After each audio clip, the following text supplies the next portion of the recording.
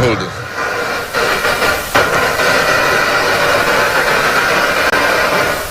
The Right Honorable Speaker of Parliament,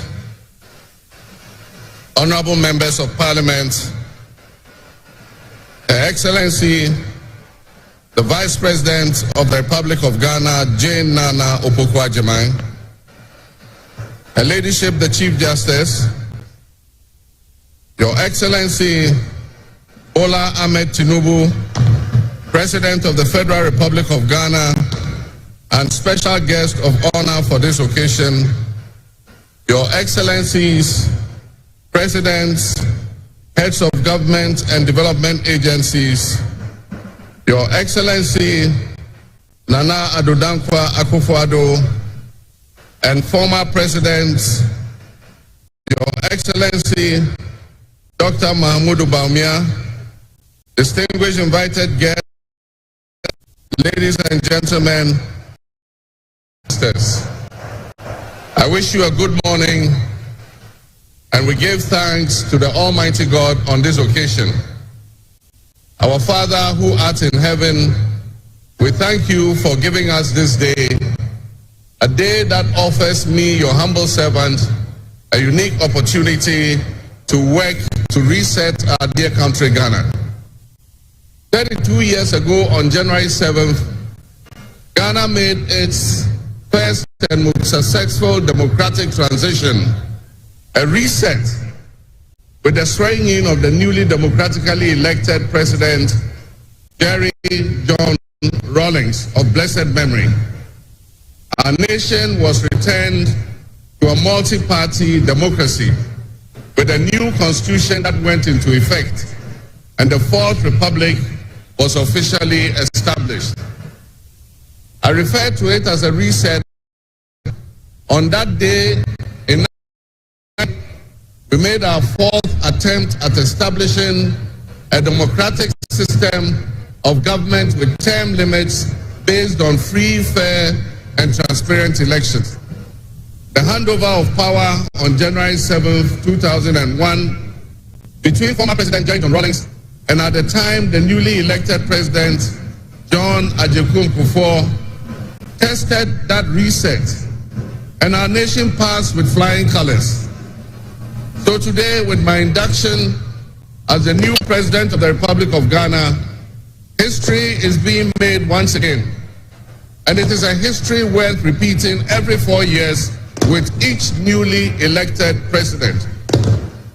Today, we're also making a different kind of history, one that speaks to our maturity as a democracy, a nation of citizens enfranchised with the polls to determine their political. The journey always the knowledgeable, the stylish, and the classy get together to enjoy Master of the Game. Master of the Game brings you distinguished personalities, leaders, achievers, captains of industry, innovators, masterful storytellers, creatives, and entertainers, all hosted by the Master of the Game, Blackness, KKD, the finest. Catch Master of the Game on CTV. Oh yes, nuggets of inspiration and delightful treats for your enjoyment. Whether you love power, money, beauty, or fame, there is so much to learn from Master of the Game. Only in the place to be. The coolest channel, CTV. Welcome to Master of the Game, the show on which we bring you the movers, the shakers, the icons and legends of our beloved motherland Ghana. My name is Kwasi Kyei Darwah, and on today's edition we're going to be talking about history. A great professor who is popular for aphorisms, who used to lecture at Harvard University, which he later abandoned in life, said these words that everybody refers to. Those who cannot remember the past are condemned to repeat it. Why do we learn history? So we may know the greats that have come before us, but we also may learn from the follies that have gone before us, because not all our elders were wise. So by learning history, we will not repeat the very things that we find deplorable. We're streaming live on Facebook at MyCTVGH, and we're piping hot on Accra Accra 100.5 FM and Class 91.3 FM. We're streaming live also on YouTube at MyCTVGH, that's MyCTVGH. And you can hear us live right now on Class 91.3 FM. So why do we really learn history? Is it only so we can know about the glories of the past? No. We learn history so we can know what developments have gone on before us, what our forebears have achieved, so we too may work hard and continue. But in continuing what they have done before, so we don't go back and make the same errors as they made in achieving whatever it is they achieved.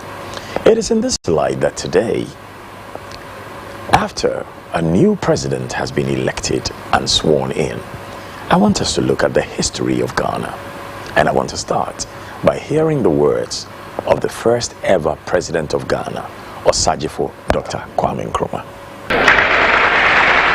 Fellow freedom fighters, comrades and friends, it is my great pleasure to welcome you to Accra and to this conference of African freedom fighters and supporters of the growing movement for Africa's liberation and unity.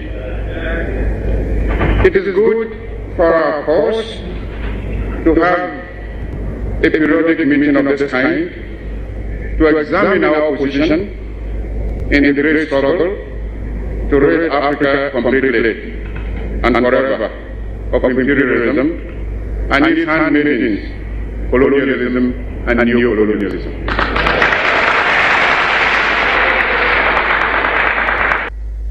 Africa is rich and not poor.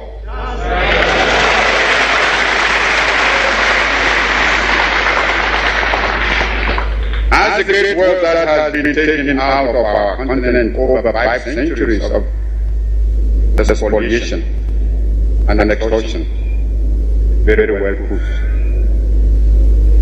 Africa has immense actual and potential wealth: gold, diamond, copper, manganese, bauxite, iron ore, uranium, asbestos, chrome, cobalt, a host of other minerals.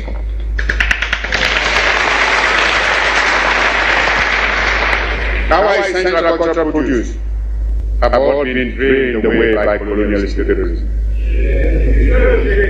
Africa is far from being poor. It is Africans who are poor, not Africa.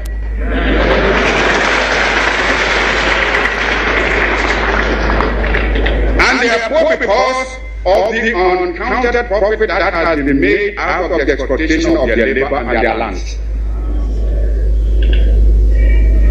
If we have been fated to enter the European community, we must have something that community needs and needs badly when it pretends to offer a bonus by way of aid. When Greece comes bearing Greece, should we not look them well in the mouth? If I may mix my metaphor, but I'm sure you get my meaning. I raise this point so that it will stay in your minds when you may be tempted by the seductive promises of new colonialism to forget the real character of colonialist imperialism and be persuaded away from your own true interests and those of Africa. For today, we must each see ourselves as part of Africa in order that we may face colonialist imperialism and its new form, new colonialism, on a continent-wide front. This requires some plain speaking. And for the sake of Africa, let us speak plain.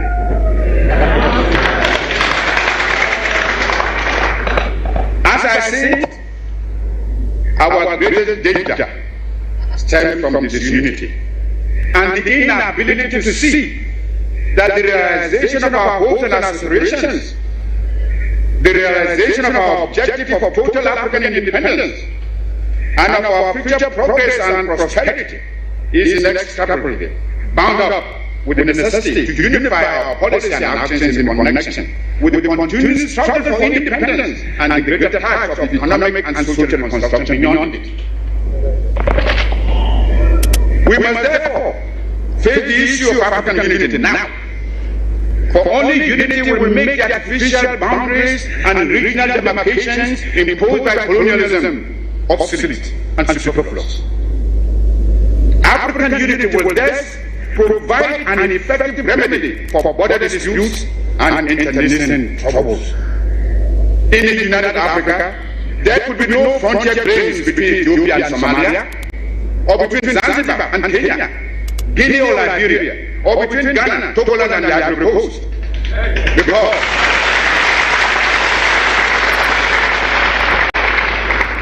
Because we would regard ourselves as one great continental family of nations.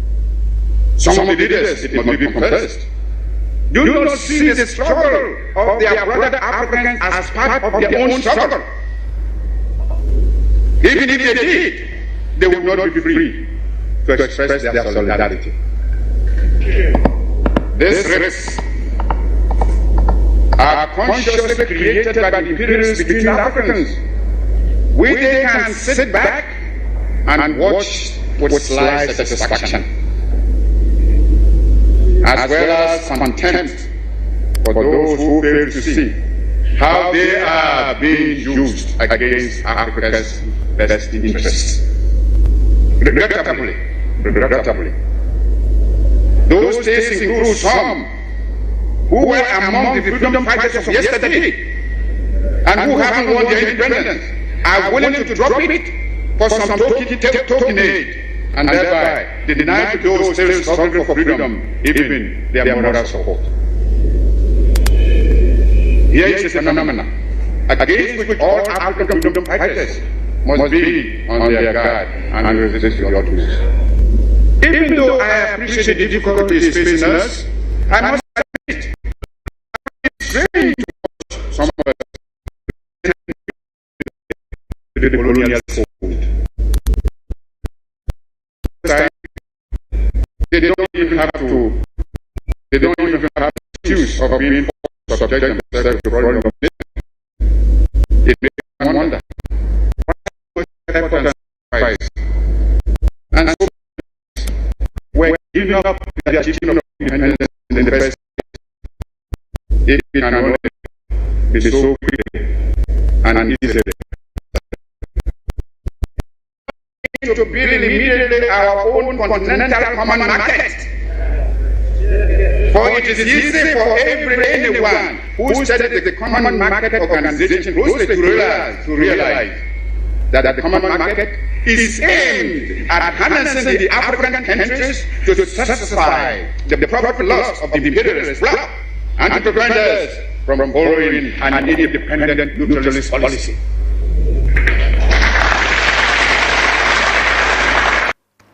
Wow, a thought leader, a visionary, the first president of Ghana. Many love him, a few hate him, and the few who hated him are coming to realize that they were in the wrong.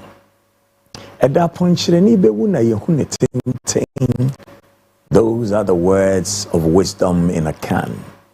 How many years has he departed from us?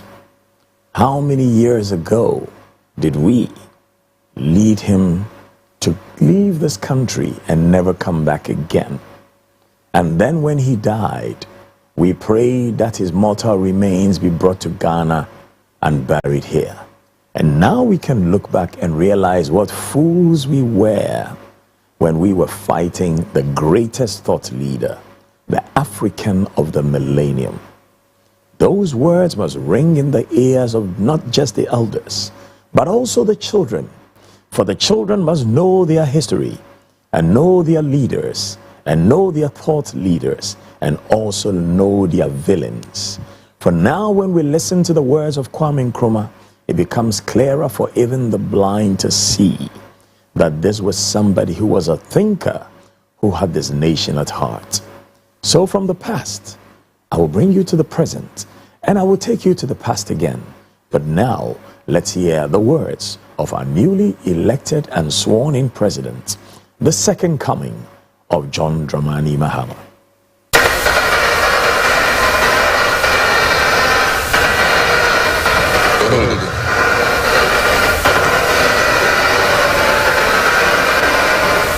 The Right Honorable Speaker of Parliament, Honorable Members of Parliament, Her Excellency, the Vice President of the Republic of Ghana, Jane Nana Opoku-Agyeman, Her Ladyship, the Chief Justice, Your Excellency, Bola Ahmed Tinubu, President of the Federal Republic of Ghana, and special guest of honor for this occasion, Your Excellencies, Presidents, Heads of Government and Development Agencies, Your Excellency, Nana Addo Dankwa Akufo-Addo, and former Presidents, Your Excellency, Dr. Mahmoud Bawumia, distinguished invited guests, ladies and gentlemen, my brothers and sisters, I wish you a good morning, and we give thanks to the Almighty God on this occasion.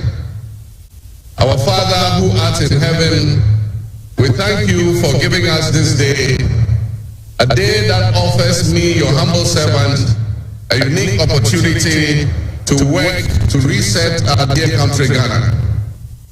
32 years ago, on January 7th, Ghana made its first and most successful democratic transition, a reset, with the swearing in of the newly democratically elected President, Jerry John Rawlings, of blessed memory. Our nation was returned to a multi-party democracy, with a new constitution that went into effect, and the Fourth Republic was officially established. I refer to it as a reset because on that day in 1993, we made our fourth attempt at establishing a democratic system of government with term limits based on free, fair, and transparent elections. The handover of power on January 7, 2001, between former President John Rawlings and at the time the newly elected President John Adjekun Kufuor, tested that reset, and our nation passed with flying colors. So today, with my induction as the new President of the Republic of Ghana, history is being made once again. And it is a history worth repeating every 4 years with each newly elected president. Today, we're also making a different kind of history, one that speaks to our maturity as a democracy, a nation of authority at the polls to determine their political future. Today's exercise between the outgoing President, His Excellency Nana Addo Dankwa Akufo-Addo, and I feels a bit like a deja vu. That is because on January 7, 2017, we shared this same space and performed this same transitional exercise. At the time, I was the outgoing president, having served one term, and he was the incoming president, having been given a mandate by the people of Ghana to lead this great nation of us. He and I both understood on that day, as I'm sure we are today, that it is the people of Ghana that we are elected to serve. Somehow, it seems fitting that it is with Nana Akufo-Addo that I twice shared this stage and this unique historical distinction. Because Nana Akufo-Addo and I began our national political careers in Parliament in the same year, 1996. He has always greeted me with warmth, a firm handshake and a smile. And he is perhaps the only person in my life who has persistently chosen to call me Johnny. While we belong to opposing political parties, we shared a sense of mutual respect. In those early days, we probably could not have imagined that destiny would bring us to the leadership of our respective parties and that we would have to face off 3 separate times as we each vied for the highest office of the land. Nana, as this will be our final meeting under these circumstances, and as I look back on the journey we have traveled together, 2 much younger men who entered Parliament together with the full head of black hair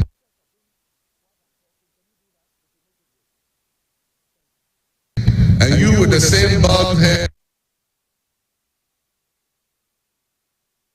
and round eyeglasses. I have to say that you have, without exception, been a worthy opponent. I extend my warmest wishes to His Excellency, the former Vice President, Dr. Alhaji Mahmoud Bawumia. It was a grueling campaign, and we gave it our all.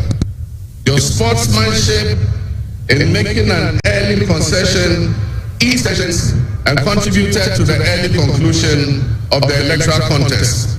I wish you all the best in your endeavors. My brothers and sisters, the world in which Ghana exists today, as I begin this presidency, is not the same world in which we have lived under other presidencies.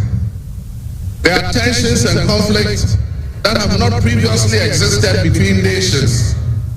These tensions and conflicts place pressure on alliances to decide where we will support. There's a seismic shift happening within the system of global economic dominance. Whereas the G7 nations, United States, the United Kingdom, Canada, France, Germany, Italy, and Japan once provided the highest percentage of the world's GDP, over the last decade, however, of BRIC nations, Brazil, Russia, India, China, South Africa, Iran, Egypt, Ethiopia, UAE, their GDP has been consistently increasing. In 2023, for instance, the G7's combined total of world GDP was 30%, but up to 27%. In 2023, the BRICS percentage of world GDP was 37.3%. And so what does this mean to us in Ghana? What could it mean to our economy? Where do we fit in this geopolitical maelstrom? Technology such as artificial intelligence has taken us to new heights, child and personal security issues that we are not yet able to imagine. One example is the use of manipulations on social media platforms to sway a particular group's sentiments towards or away from something. Now more than ever before, we need to strengthen our ties with our neighbors to ensure that we're working together to keep our sub-region safe. We stand in solidarity and work in alliance with all our neighbors in the sub-region. Recognizing the history of our borders, we also acknowledge that on the other side of our country's borders are our family members. They may be Ivorians, they may be Togolese, they may be Burkinabes, they may be Nigerians or Malians, but they are also Akans, they are Kasinas, they are Guans, they are Ewes, they are Nzemes, they are Hauses, they are Moshis and Gurmes. Because we are all part of one another, one big family. From our meltdowns, there's a greater likelihood for viruses that have been frozen and thought to be extinct for decades, perhaps even. President John Dramani Mahama, his second coming, came and served for 4 years. Before that, he served for nearly some 3 years. And then we said, oh, we can do better. And we brought him Nana Adodankwa Akufo-Addo. Served for 4 years, and we said, well, we give you another term. A lot of writers say, well, that other term was stolen because it is not true that he actually won the election. But whatever you say, he served 8 years. And at the end of the 8 years, the people said, Sankofa Yinchiri. Whatever you forget in the past, you can always go back and retrieve it. So Sankofa, the Edinkra symbol, has brought us President John Dramani Mahama. Very kind words he spoke. And he spoke of the 6 major ethnic groups of Ghana being one people. Like it was written in the past, one nation, one people, one destiny we are. But beyond Ghana, we must remember this. The nations we have created in Africa to be the 54 nations of Africa were not created of the hands of Africans. These nations were divided at a table of foreigners who divided these lands that they may plunder, may enslave, and use the wealth of Africa to develop their lands. I do not blame those who did so. They were wrong, but everyone preserves themselves and their children before all else. So are you a leader in Ghana, or are you someone who wants to be a leader? What are you doing for the preservation of Africa? What are you doing for the preservation of the people of Africa? And what are you doing for the preservation of the sons and daughters of Africa? The likes of Malcolm X, who's passed away, and the likes of Dr. Martin Luther King, born in Atlanta, Georgia, on 15th January 1929, married to Coretta Scott King from 1953 till he was assassinated on 4th April 1968. What are you doing as an African for your people at home and in the diaspora? Let's hear from a son of Africa in the diaspora, Dr. Martin Luther King. And help welcome our honored, distinguished guest, the Reverend Dr. Martin Luther King.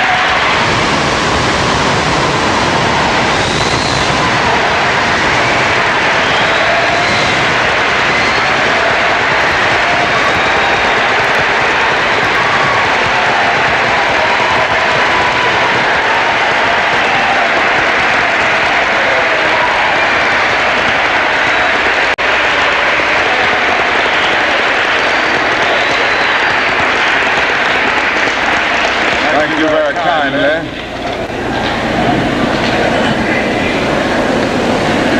Principal Fornese, Mr. Williams, members of the faculty and members of the student body of Barrett Junior High School, ladies and gentlemen. I need not pause to say how very delighted I am to be here today and to have the opportunity of taking a brief break in a pretty busy schedule in the city of Philadelphia to share with you the students of Barrett Junior High School. And I want to express my personal appreciation to the principal and the administration for inviting me and for giving me the opportunity to see this very fine and enthusiastic group of students here at Barrett. I guess I ought to start out with a commercial, and that is tonight we're going to have a great night in the city of Philadelphia at the Spectrum. I know you've heard of that new impressive structure called the Spectrum. And I know you've heard of Harry Belafonte and Aretha Franklin and Nipsey Russell and Sidney Poitier and all of these other great and outstanding artists. Well, they're going to be here tonight at the Spectrum. And I hope that each of you will go home and tell your parents to be there tonight for this great Freedom Festival. And I hope you will come also, for it will be a great experience. And by coming, you will be supporting the work of the civil rights movement. Now that I've gotten the commercial out of the way, I'll move on and say some things that I want to say very briefly. And I'm being very honest, I'm going to be brief because I have other engagements. I don't have a tradition of being brief all the time. You know, I'm a Baptist preacher, and we can talk a long time. But I'm going to really be brief today. I want to ask you a question, and that is, what is in your life's blueprint? This is the most important and crucial period of your lives, for what you do now and what you decide now at this age may well determine which way your life shall go. And whenever a building is constructed,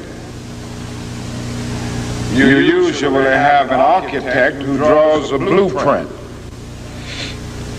And that blueprint serves as the pattern, as the guide, as the model for those who are to build the building. And a building is not well erected without a good, sound, and solid blueprint. Now each of you is in the process of building the structure of your lives. And the question is whether you have a proper, a solid, and a sound blueprint. And I want to suggest some of the things that should be in your life's blueprint. Number one in your life's blueprint should be a deep belief in your own dignity, your own worth, and your own somebodyness. Don't allow anybody to make you feel that you are nobody. Always feel that you count. Always feel that you have worth. And always feel that your life has ultimate significance. Now that means that you should not be ashamed of your color. You know, it's very unfortunate that in so many instances our society has placed a stigma on the Negro's color. You know, there are some Negroes who are ashamed of themselves. Don't be ashamed of your color. Don't be ashamed of your biological features. Somehow you must be able to say in your own lives and really believe it, I am black but beautiful. And believe it in your heart.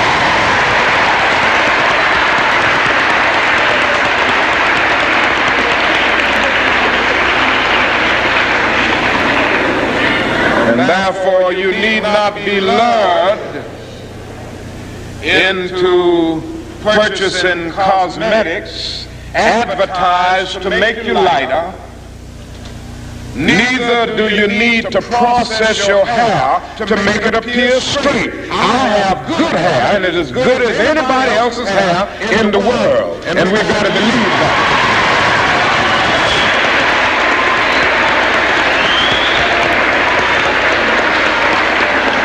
Now, in your life's blueprint, be sure that you have that a principle of somebodyness. Secondly,